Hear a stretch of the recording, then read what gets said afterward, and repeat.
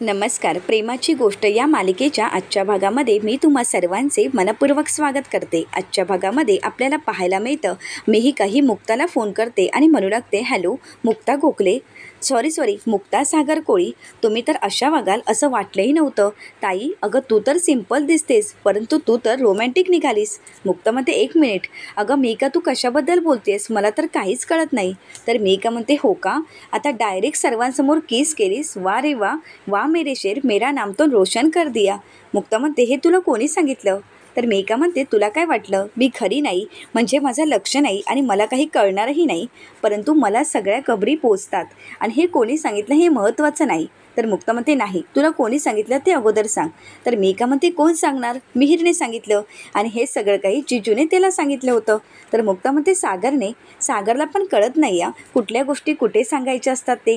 तर त्यानंतर मेहिका म्हणते, हो का, लाजतेस का तू, अगं शेवटी कडू काढलं गोड झालंच. तर मुक्ता ही मेहिकाला म्हणू लागते, मेहू तू तर फाजील झाली आहेस, मी तर तुला आता फटकेच देईन, तू घरी ये मग मी तुला दाखवतेस. तर मेहिका म्हणते, हो पण तू मला 101 मध्येच भेटण्यासाठी आहे, मी उगाच 102 मध्ये यायचे आणि तुम्ही किस वगैरे करत असायचा, उगाच माझ्यामुळे तुम्हाला डिस्टर्ब नको ना व्हायला. तर मुक्ता म्हणते, मेहू अगं तुझं काय चाललं आहे? तर मेहिका म्हणते, ठीक आहे, आता मी फोन ठेवते, चल बाय, कारण मला सुद्धा जॉबला जायचं आहे, उशीर होत आहे आणि रेडी पण झाली नाही आहे मी, मला रेडी पण व्हायचं आहे. असं म्हणत मेहिका फोन ठेवते. तर मुक्ताही लाजून हसत असते. तर त्यानंतर मुक्ताही किचनमध्ये काम करत असते आणि सागर ऑफिसचं काम करत असतो. मात्र मुक्ताला सागरचा खूप राग आलेला असतो आणि म्हणूनच ती भांड्यांचा जोरात आवाज करते. तर आश्चर्याने सागर मागे वळून पाहतो, मात्र मुक्ता काही सागरशी बोलत नाही. तर सागरा मुक्ताला म्हणू लागतो की तुम्ही मला पाणी देता का जरा. तर मुक्ताही सागरसाठी पाणी घेऊन येते, परंतु सागरशी काही न बोलता ग्लास तिथे जोरातच आदळते. तर सागर आश्चर्यानेच मुक्ताकडे पाहू लागतो. तर मुक्ता काही न बोलता किचनमध्ये निघून जाते. तर पुन्हा एकदा सागर म्हणतो, कॉफी आहे का, तुम्ही मला कॉफी देता का. तर मुक्ताही सागरसाठी कॉफी घेऊन येते आणि किचनमध्ये जात असताना सागर मुक्ताचा हात पकडतो आणि मुक्ताला विचारू लागतो, काय झालं आहे, तुम्ही असं माझ्यासोबत का वागत आहात, असं का बघत आहात. मात्र मुक्ता काहीच बोलत नाही, ती किचनमध्ये जात असते. तर सागर मोठ्यानेच म्हणतो, झुरळ. तर मुक्ताही घाबरून सागरला मिठी मारते. तर मुक्ताला सागर जवळ घेतो आणि म्हणू लागतो, नाही आहे, झुरळ नाही आहे. तर त्यानंतर मुक्ताही बाजूला जात असते. तर सागर पुन्हा एकदा मुक्ताला आपल्याजवळ खेचतो आणि म्हणू लागतो, मी जर ओरडलंच नसतो तर तुम्ही जवळ आला असता का. खरंच एक मोठा प्रॉब्लेम आहे ना की आपल्या घरी झुरळच कमी आहेत. तर मुक्ताही सागरला दूर लोटते आणि म्हणू लागते, काय चाललं आहे सागर तुमचं. तर सागर म्हणतो, काय झालं आहे, झालं का तुमचं चिडून, झालं का धक्का मारून, आता मला सांगा नक्की काय झालं आहे, तुम्ही टिपिकल बायकोसारखं तोंड का फुगवलं आहे. मुक्ताही सागरला म्हणू लागते की तुम्ही टिपिकल नवऱ्यासारखे वागताना म्हणून. तर सागर विचारतो, काय मी काय केलं आहे, माझ्यातून काही चूक झाली आहे का. तर मुक्ता म्हणते, काय तुम्ही मिहिरला काय सांगितलं. तर सागर म्हणतो, मी काहीच सांगितलं नाही, ऑफिसचं थोडंफार काम होतं त्याच्याबद्दल सांगितलं आणि मग इकडचं तिकडचं. तर मुक्ता म्हणते, तेच इकडचं तिकडचं तेच सांगायची काय गरज होती. तर सागर विचारतो, काय झालं, मी काय सांगितलं आहे, प्लीज सरळ सांगा ना, नक्की काय चूक झाली आहे. तर मुक्ता म्हणू लागते, ते आपल्याबद्दल तुम्ही काय सांगितलं. तर सागर म्हणतो, कशाबद्दल. तर मुक्ता म्हणते, त्याच्याबद्दल तुम्ही का सांगितलं. तर सागर पुन्हा मुद्दामून विचारू लागतो, कशाबद्दल. तर मुक्ताही म्हणते, किसबद्दल, त्याची सांगायची काही गरज होती का. तर सागर म्हणतो, अहो मग स्पष्ट बोलायचं, तुम्ही असं का बोलत आहात. तर सागर म्हणतो, ते मी चुकूनच माझ्या तोंडून निघालं, परंतु मला सांगायचं नव्हतं. मुक्ता म्हणते, हो तुम्हाला सांगायचं नव्हतं, परंतु अशा पर्सनल गोष्टी बाहेर सांगायच्या असतात का, मग काय उपयोग सांगा ना. त्याने तर हे सगळं काही मेहिकाला सांगितलं आणि मेहिका ती फोन करून माझ्यावर हसत होती. आणि त्यानंतर मुक्ता ही किचनमध्ये जात असते. तर सागर म्हणतो, चिडवून देत ना, अहो आपण तर नवरा बायको आहोत, मग सांगितलं तर काय होतं, आणि किसबद्दलच सांगितलं आहे ना की त्याच्या पुढे, असं म्हणत सागर हा मुक्ताला जवळ घेतो. तर मुक्ता म्हणते, सागर तुम्ही हे काय करताय. सागर पुन्हा एकदा मुक्ताला जवळ घेत म्हणू लागतो, तुम्ही काय केलं हे मी तुम्हाला सांगू शकत नाही, ती फिलिंग खरंच खूप सुंदर होती, इतकी वेगळी होती, तुम्ही मला किस केल्यापासून माझा कशातच लक्ष लागत नाही आहे, तो क्षण मला आठवत राहत आहे, पुन्हा पुन्हा तो क्षण जगावं असंच वाटत आहे. तर मुक्ताही सागरकडे प्रेमाने पाहू लागते. तर त्यानंतर सागरही मुक्ताकडे प्रेमाने पाहू लागतो. तर त्यानंतर सागर प्रेमानेच मुक्ताचा हात अगदी गच्च पकडतो आणि मुक्ताला जवळ घेऊ लागतो. सागर मुक्ताची जवळीक वाढणार तोपर्यंत तिथे सई आलेली असते आणि मुक्ताई असा आवाज देते. तर मुक्ताने सागर भानावर येतात. तर मुक्ताई विचारते, सई बाळा मी तुला होमवर्क दिला होता झाला का. तर सई म्हणू लागते, मुक्ताई तू मला होमवर्क दिला होतास तो पूर्ण झाला आहे. तर मुक्ता म्हणते, गुड गर्ल, आता एक काम करशील का, जा आणि ब्रश करून घे, मी तुला झोपवण्यासाठी येते. तर सई म्हणते, ठीक आहे, असं म्हणत सई निघून जाते. तर मुक्ताही सागरला म्हणू लागते, तुमचं आपलं ठीक आहे, परंतु मला सकाळी लवकर उठायचं आहे. उद्या वटपौर्णिमा आहे ना, मग उपवास आहे माझा. तर सागर हा मुक्ताला विचारतो, तुम्ही माझ्यासाठी उपवास धरणार आहात का? माझ्यासाठी हे व्रत करणार आहात का? मुक्ता म्हणू लागते, नाही. 4थ्या मजल्यावर 90 वर्षाचे गृहस्थ राहतात ना, त्यांच्यासाठी. आता झोपा जाऊन, असं म्हणत मुक्ताही सागरची मस्करी करते. तर त्यानंतर सागर हा पुन्हा एकदा मुक्ताकडे पाहू लागतो. तर मुक्ताही फ्रीजमध्ये काहीतरी ठेवण्यासाठी जाते आणि पुन्हा एकदा ती सागरकडे प्रेमाने पाहू लागते. तर दुसरीकडे पाहायला मिळतं, हर्षवर्धनच्या घरी वेडिंग डिझायनर आलेले असतात आणि वेडिंग डिझायनिंग प्लॅन करत असतात. त्याचवेळी हर्षवर्धन घरी येतो. तर त्या मॅडम हर्षवर्धनला म्हणू लागतात, नमस्कार सर, आम्ही वेडिंग डिझाईन प्लॅन करण्यासाठी तुमच्या घरी आलो आहोत. तुमच्या लग्नाचं प्लॅन करण्यासाठी आम्हाला मिळालं हे आमचं भाग्यच आहे. तुमच्या लग्नासाठी आम्ही उत्सुक आहोत. तर हर्षवर्धन मिहिकाकडे पाहत म्हणू लागतो, यामध्ये काही ओळखीचे चेहरे पण आहेत. तर त्या मॅडम म्हणतात, म्हणजे? तर मिहिका म्हणू लागते, मॅडम, ज्या मुलाशी माझं लग्न ठरलं आहे त्या मुलीच्या बहिणीचंच लग्न आहे. सावनी मॅडम आणि हर्षवर्धन अधिकारी या सरांचं. सॉरी मॅडम, मी तुम्हाला पर्सनल रिलेशनबद्दल सांगितलं नव्हतं, कारण माझ्या कामामध्ये मला पर्सनल रिलेशन आणायचं नव्हतं आणि म्हणूनच मी सांगितलं नव्हतं. तर मॅडम म्हणतात, ठीक आहे. तर त्या मॅडम हर्षवर्धनसोबत वेडिंग प्लॅन डिझाईनचं डिस्कस करत असतात, परंतु हर्षवर्धनचा काही लक्ष नसतो. हर्षवर्धनचा लक्ष मिहिकाकडे असतो. हर्षवर्धन मिहिकाकडे वाईट नजरेने पाहत म्हणू लागतो की त्या मुक्तामुळे सावनीकडून पेपरवर सह्या घ्यायच्या तर राहूनच गेल्या. त्या सह्या काही मी घेऊ शकलो नाही, परंतु होतं ते चांगल्यासाठीच, कारण आसपास खूप हिरवळ आहे आणि मी सावनीपेक्षा खूप बेटर मुलगी बघत आहे. तर त्या मिहिकाकडे तो वाईट नजरेने पाहत म्हणू लागतो, अगदी मिहिकासारखी. 6 वर्षापूर्वी सावनीसुद्धा अगदी यंग आणि कमाल दिसायची, अगदी अशीच जशी आता मिहिका दिसत आहे, असं म्हणत तो मिहिकाकडे पाहू लागतो. मात्र मिहिकाचा काही हर्षवर्धनकडे लक्ष नसतो. ती वेडिंग डिझाईन प्लॅनमध्ये व्यस्त असते. मात्र याच गोष्टीचा फायदा घेत मिहिकाकडे हर्षवर्धन पाहू लागतो. तर मुक्ताचे वडील हे कोडं सोडवत असतात आणि कोड्याचं उत्तर असतं आळशी. तर माधवीताई म्हणतात, अगदी बरोबर, तुला मी काय आणायला सांगितलं होतं? तर मुक्ताचे वडील म्हणू लागतात, अगं माझे आई. तर माधवीताई म्हणतात, बायको, मला माहिती आहे, मी तुला आईसारखं डोक्यावर बसवून ठेवलंच आहे, परंतु आज मी तुझी बायको आहे, कारण आज वटपौर्णिमा आहे. मी तुला काय सांगितलं होतं? आंबा, फणस, केळी हे सगळं काही आणायला सांगितलं होतं ना, मग तू का नाही आणलंस? तर मुक्ताचे वडील म्हणू लागतात, अगं माझ्या माऊली, मागे वळून बघशील का? तर माधवीताई पाहतात तर सगळं काही आणलेलं असतं. मुक्ताचे वडील माधवीताईंना म्हणतात, तू सांगितलेलं तर आणलंच आहे मी, परंतु तू जे नाही सांगितलंस ते सुद्धा आणलं आहे. तर माधवीताई म्हणतात, जसं की? तर मुक्ताचे वडील म्हणतात, जसं की तुझ्या आवडीचा मोगऱ्याचा गजरा. हे ऐकताच माधवीताई खूप खुश होतात आणि खुश होत म्हणू लागतात, अरे पुरू, मग तू मला अगोदरच सांगायचं होतं ना. तर मुक्ताचे वडील म्हणतात, तू मला बोलू देशील तर ना. अगं मी तुझ्याशी बोलण्याचा किती प्रयत्न करत होतो, परंतु तू मला बोलूच देत नव्हतीस, मग मी कधी सांगणार, सांग ना. आणि हो, आपल्या दोघांसाठी मी कचोरी आणली आहे, आता आपण दोघं मिळून ती फस्त करू. तर माधवीताई म्हणतात, नाही, माझा उपवास आहे. दुसरीकडे पाहायला मिळतं, इंद्राताईंची वटपौर्णिमेची गडबड चालू असते आणि ते म्हणू लागतात, अगं ये मुक्ता, स्वती चला लवकर, तिथे बायकांची गर्दी होईल. तर तिथे सागर आलेला असतो.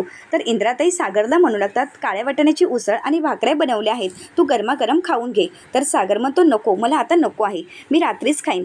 तर इंद्राताई म्हणतात, उपवास तर आमचा आहे आणि तू का उपाशी राहतोयस आणि तू का रात्री जेवणार आहेस? तर त्यानंतर इंद्राताई सागरला विचारतात, पण मला एक सांग, तू का तयार झालायस? उपवास तर बायकांनी धरला आहे आणि बायकांचा सण आहे.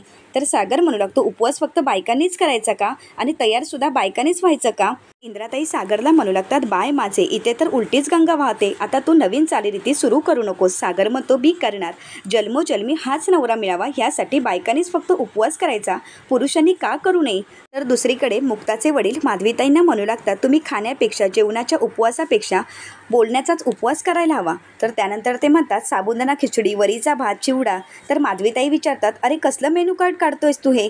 तर ते म्हणू लागतात, आज घरी काय काय असणार याचा विचार करतोय. तर माधवीताई म्हणतात, एकादशी आणि दुप्पट खाशी. अरे आज वटपौर्णिमा आहे, या वटपौर्णिमेचा व्रत हे निर्जनीसुद्धा असतं, काही बायका निर्जनी हे व्रत करतात.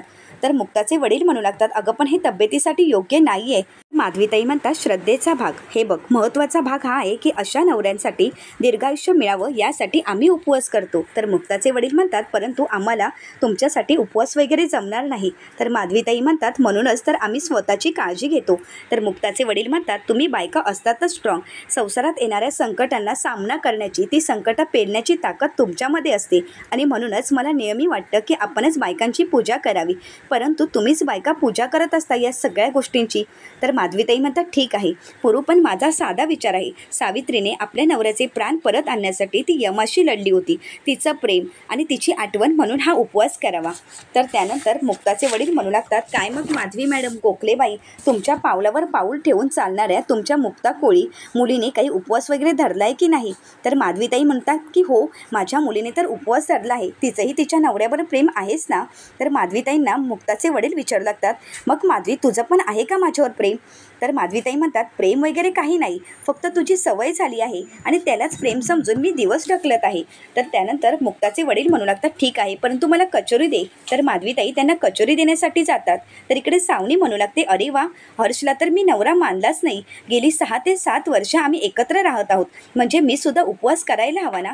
काही झालं तरी मी आता हे हर्षसाठी व्रत करणारच, असं सावनी मनाशीच ठरवते. तर दुसरीकडे इंद्राताई सईला म्हणू लागतात, सई आता तूच सांग तुझ्या पप्पाला की हा उपवास फक्त बायकाच करतात. तर सई इंद्राताईंना विचारते, आजी, परंतु हा उपवास फक्त बायकाच का करतात? तर इंद्राताई म्हणतात, आता हिला काय सांगू? असा प्रश्न आम्ही जर आमच्या लहानपणी आईला विचारला असता तर आईने एक थोबाडीत देऊन ठेवली असती. परंतु त्यानंतर इंद्राताई सईला म्हणतात, ये मी तुला सांगते. असं म्हणत इंद्राताई सईला जवळ घेतात आणि म्हणू लागतात, अगं, सावित्री नावाची एक माऊली होती, तिने आपल्या नवऱ्याचे प्राण यमराजाजवळ परत आणलेत. तर सई विचारते, म्हणजे? तर इंद्राताई म्हणू लागतात, तिचा नवरा खूप आजारी होता, परंतु तिचं प्रेम आणि तिचा विश्वास होता आणि म्हणूनच त्या प्रेमाच्या आणि विश्वासाच्या जोरावर तिने आपल्या नवऱ्याला जिवंत केलं आणि हा चमत्कार वडाच्या झाडाखालीच घडला. आणि त्या दिवशी तर तिचा उपवास होता, जे कोणालाही जमलं नाही ते तिने शक्य करून दाखवलं आणि म्हणूनच वडाची पूजा केली जाते आणि तिच्यासाठीच हा व्रत केला जातो. तर सागरा सईला म्हणू लागतो की म्हणजेच सई माऊ, आपल्या जोडीदाराबद्दल असलेलं प्रेम, त्याच्याबद्दल असलेला विश्वास आणि त्याच्यासोबत आपल्याला आयुष्य घालवायचं आहे आणि ही मनात असलेली इच्छा आणि याचंच सेलिब्रेशन म्हणजेच वटपौर्णिमा. तर सई म्हणू लागते की म्हणूनच तू उपवास धरलायस ना मुक्ताईसाठी? मला माहीत आहे मुक्ताई, तुला 7ही जन्म सोबत हवी आहे, आयुष्यभर तुझ्यासोबत हवी, म्हणूनच तू काही खात नाही आहेस ना? तिने तुझ्यासाठी काही खाल्लं नाही आणि तूही खात नाहीस. तर सागर म्हणू लागतो, हो ना, तुझ्या मुक्ताईने काहीच खाल्लं नाही, मग मी कसं खाणार?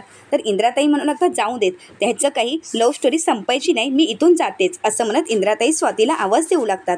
तर दुसरीकडे पाहायला मिळतं माधवीताईंनी खूप छान असा स्वयंपाक बनवलेला असतो आणि त्या वासानेच सावनी किचनमध्ये येते आणि म्हणू लागते, अगदी खमंग वास सुटला आहे.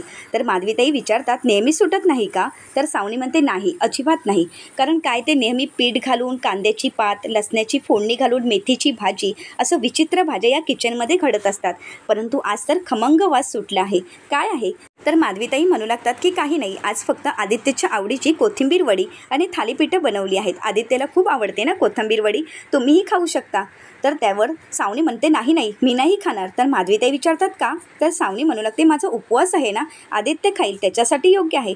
तर त्यानंतर माधवीताई आश्चर्यानेच म्हणू लागतात, उपवास चांगला आहे, चांगला आहे, परंतु इथे सगळं काही जेवण बनवून झालं आहे, त्यामुळे इथे गरम वातावरण आहे, तुम्ही इथे थांबू नका, नाहीतर तुमच्या चेहऱ्याला त्रास वगैरे होईल ना. असं म्हणत माधवीताई तिथून निघून जातात. तर सावनी मात्र तिथेच असते आणि सावनीला काही त्या वासाने थार होत नसतो आणि म्हणूनच सावनी म्हणू लागते, वास तर खरंच खूप छान येत आहे. असं म्हणत सावनीही तो बाऊल ओपन करून पाहते, तर त्यामध्ये थालीपीठ असतात. थालीपीठ पाहून सावनीच्या तर तोंडाला पाणीच सुटतं. सावनीही म्हणू लागते, खाऊ का मी? तसंही यावर्षी मी लग्न करणार आहे, मग पुढच्या वर्षी उपवास धरू शकते.